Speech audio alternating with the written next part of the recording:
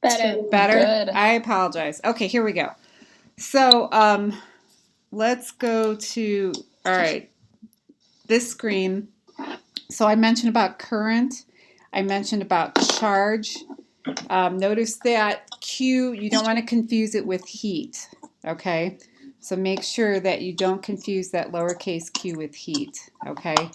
And it is coulombs per second. And like I said, the Faraday's constant, I'm pretty sure that it's given in your cheat sheet, okay? And like I said, I will double check that. Okay, so here are the two problems that we were trying to solve, okay? Now, they give you the time, they give you the current, and they're trying to figure out the charge. Okay, so that's what this part is here. Does anybody have any questions about this first part here, letter A?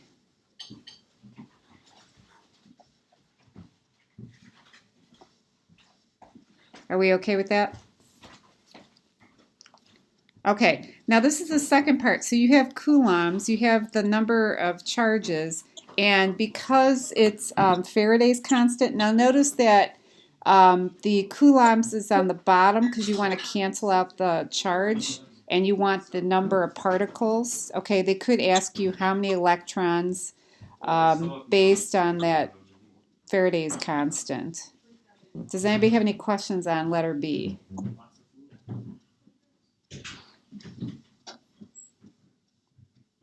Do you need a moment to write this down? Yes, please. All right. Okay. Tell me when you're done so I can, I don't want to rush you.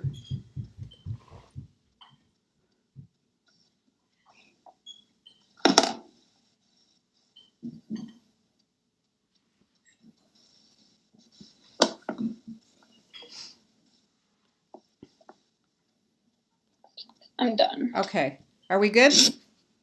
1 second. Okay. Sorry. That's all right.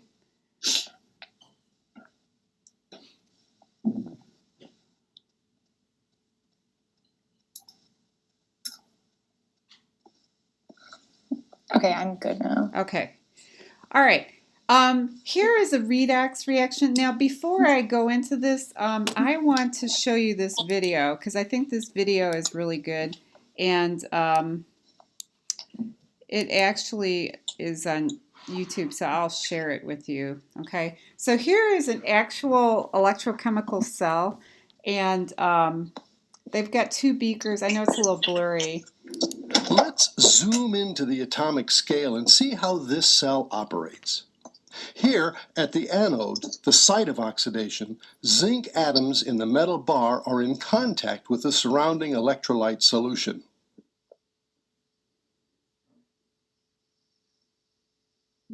Each atom loses 2 electrons and becomes a zinc ion, which diffuses into the solution. The electrons given up enter the bar and join the flow of electrons up toward the external circuit. They travel through the wire and flow into the cathode, the site of reduction. When a copper 2 ion in the cathode solution makes contact with the copper electrode, it gains 2 electrons and is reduced to a copper atom, which deposits on the bar. Therefore, as the cell runs, the zinc anode becomes lighter and the copper cathode heavier. Okay, I'm not going to go into any more than that. Let's go back to the slide. So what you saw, and when you were taking honors chem, and Zoe, I'm pretty sure when you were taking just chemistry, they didn't talk about redox. Okay, redox is reduction and oxidation. Okay, reduction is when, well, let me just, if you want to write the word oil rig, OILRIG, go ahead and write that down somewhere.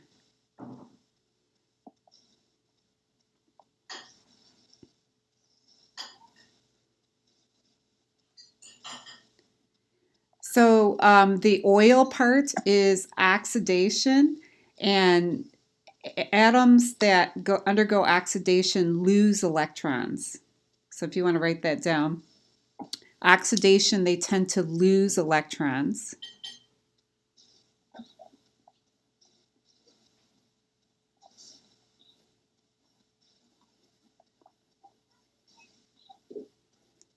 So the RIG part is reduction, and substances that are undergoing reduction tend to gain electrons.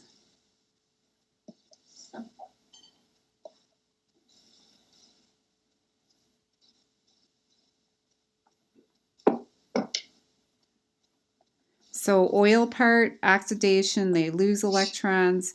RIG, the substances that undergo reduction gain electrons, okay? So let's look at this slide here. Which substance would you say is being oxidized? You got a 50-50 chance. Zinc. Yes, zinc is losing electrons. So if you want to put that somewhere, you can.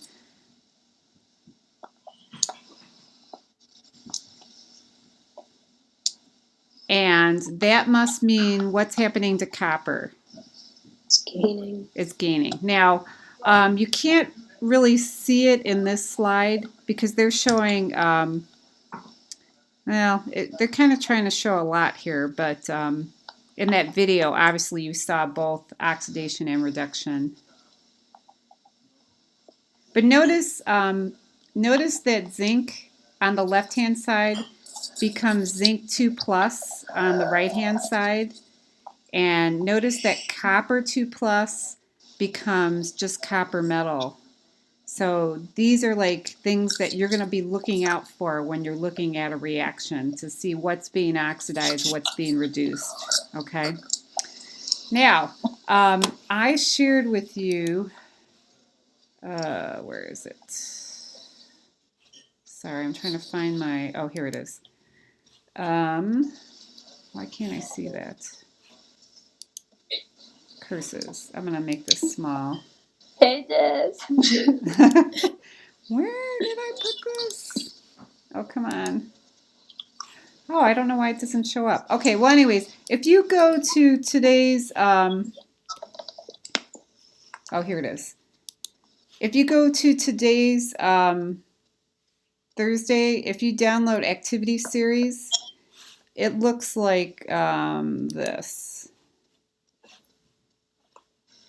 So Zoe, did you guys, you talked about single replacement reactions, right? Yeah. Okay, this is what it is. This is single replacement reactions. So I'll give you a moment to download that.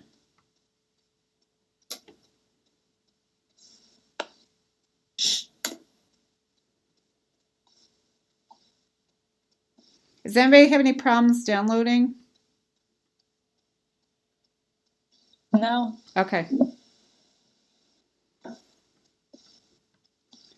Okay, I don't know if you remember with single replacement reactions, but looking at this table here, which one is the most reactive? Would it be gold or lithium?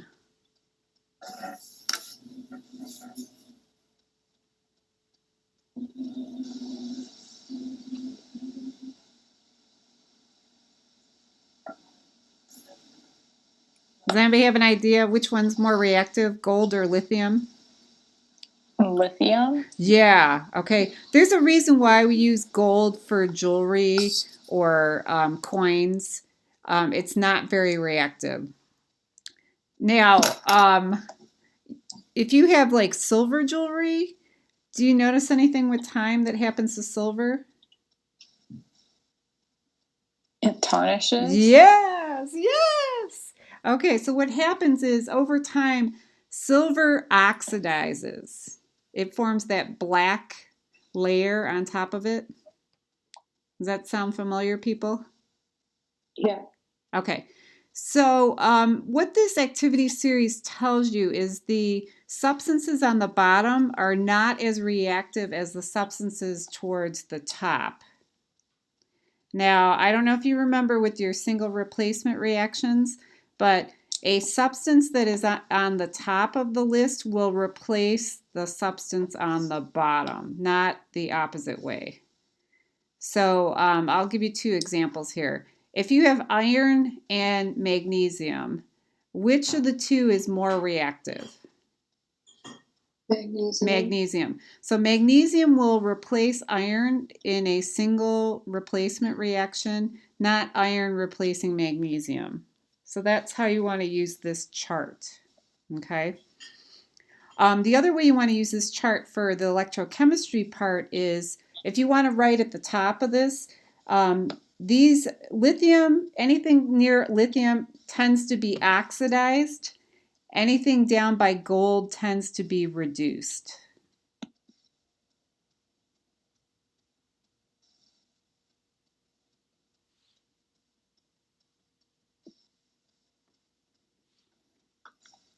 So if we look at that chart, we've got zinc and we've got copper. So which of the two is more likely going to be oxidized? Would it be copper or zinc? Zinc. Zinc, okay. So copper is more likely to be reduced because it's towards the bottom of the list, okay. Does anybody have any questions about this list?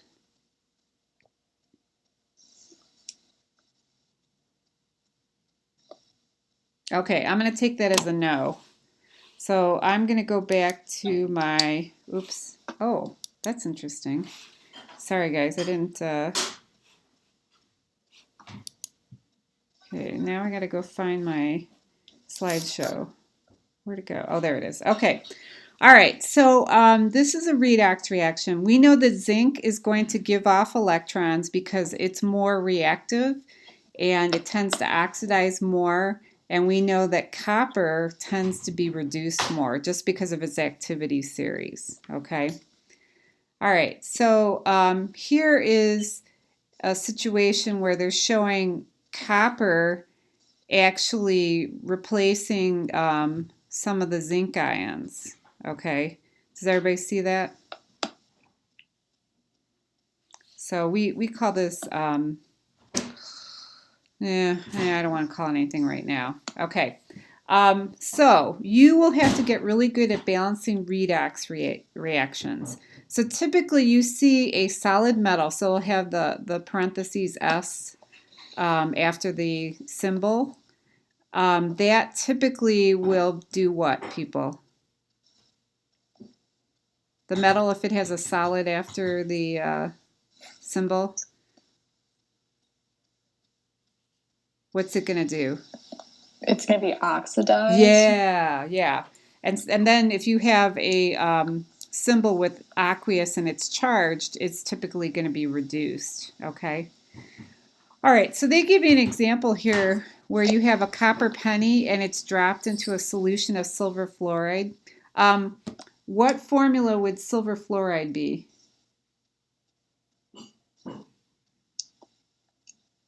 AgF. AgF, yeah. Okay, so here is a situation where you have copper metal that's being oxidized and then you have silver metal that's being reduced. Now, what's the problem here?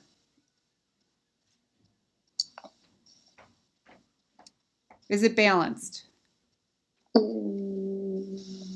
No. No, because copper, how many electrons is copper giving off? 2. 2. And silver wants how many? 1. 1. Okay, so you have to balance it. Okay, so in order to balance it, you have to put a 2 in front of silver ion and silver metal.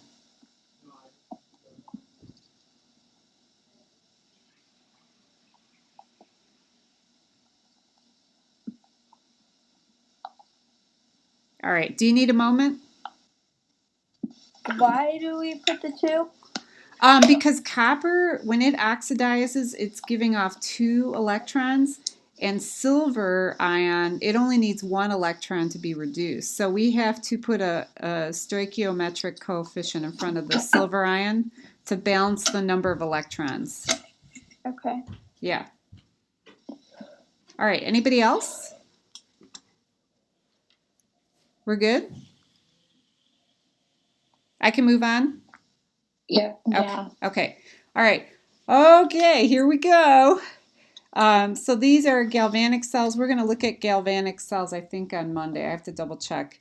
Notice that it transfers electrons from one reactant to another with a pathway. Okay, so we don't directly transfer the electrons. We give it a pathway. I believe the video you just saw is galvanic. I wasn't double checking there, but I think that video I just shared with you is galvanic. Notice that Gibbs free energy is what, people? Negative. Negative, yep. Okay, so this is spontaneous, and notice that the chemistry causes electrons or electrical energy to transfer, okay? All right, here is a galvanic cell. So you're going to get really good at galvanic cells. I think eventually I'll do like a station activity where you have to label parts of the galvanic cell. There's a lot of parts, okay? For those of you that don't remember, the word anode, the way I figure out that it's negatively charged, I say a negative ion. Wait, that doesn't make right. Anode. How did I remember that? All I can say is that N to me always reminds me that it's negative. And then cathode, I look for the plus sign. See how there's a T, a letter T there? That tells me that it's positively charged. Okay. Now notice that at the anode, the electrons are flowing from the negative symbol to the positive symbol. What is taking place with the zinc there? It's undergoing what? Oxidation. Oxidation, yes, yes. And obviously the copper ion is undergoing reduction, okay? Now, I'll tell you right now, when I was doing the AP course over the summer, that salt bridge, a lot of students, when they were answering free response, they forgot about the salt bridge, okay? That is important. This cell will not work without it, okay? So let's take a look at the salt bridge. What is the salt bridge, you think, doing? What's going on there?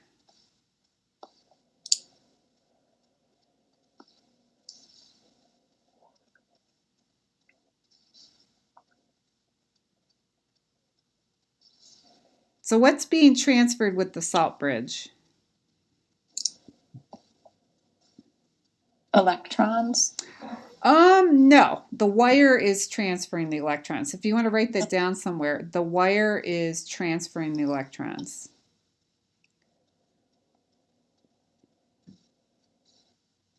Okay, if you look at that gray solution there, notice that there's an ion that is adjacent to the salt bridge. That ion is what?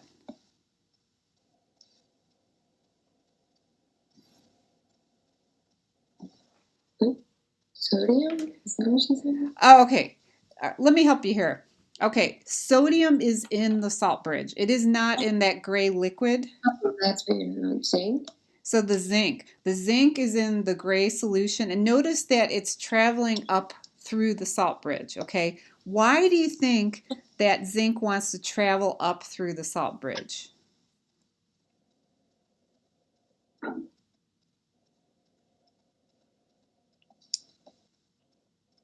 All right, can I help you here? What on the right-hand side in the blue liquid is being removed from the solution?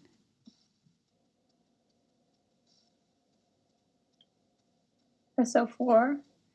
I would argue copper 2+.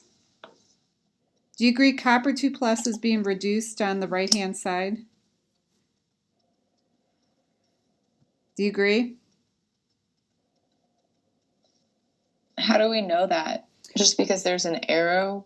Yeah, pointing? yeah. So you're going to see for your own eyes when you put together a galvanic cell that the metal will actually come out of the solution and it'll form a solid metal from the blue liquid, okay? So if you're removing a copper 2+ ion, what do you think is happening to the overall solution in that container there? The concentration is decreasing? Yeah. So what is increasing? What charge is increasing, people? The negative. The negative. Okay, so what happens is the zinc from the left-hand solution actually travels up through the salt bridge and it's trying to offset the negative charge that is in that blue liquid. Now you can argue the same thing is happening from the blue liquid up through the salt bridge. So as the ion charge increases on the left-hand side is more positive, you want some negative charge to compensate for that increased positive charge. So if you want to write down in the gray liquid, the positive charge is increasing.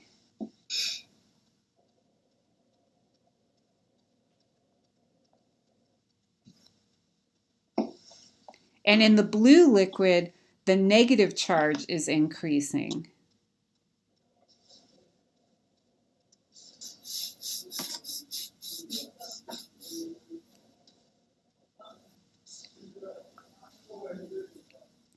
So that salt bridge is helping to offset the increased positive and negative charges in those two separate solutions.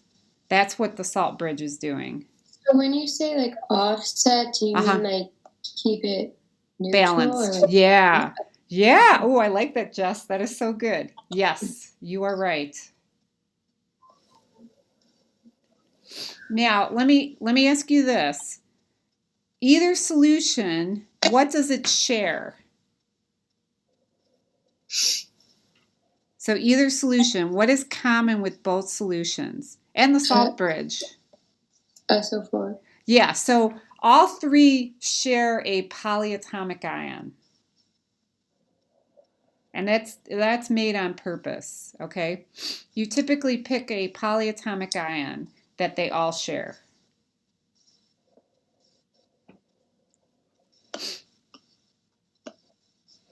Okay, I actually ran out of time. And what I'm going to do is I'm going to stop recording and I'm going to upload this to YouTube for whoever was not here. Please remember, this is not on the unit test, okay? We're going to do an activity on Monday that'll help you understand the galvanic cells. I am going to go to Mass on Monday, so I'm sorry, Friday. So don't try to find me before school, but if you have any last minute studying questions, feel free to ask me. And actually, Maria, could you can you stay on the call? Don't leave yet. Okay, I'm going to stop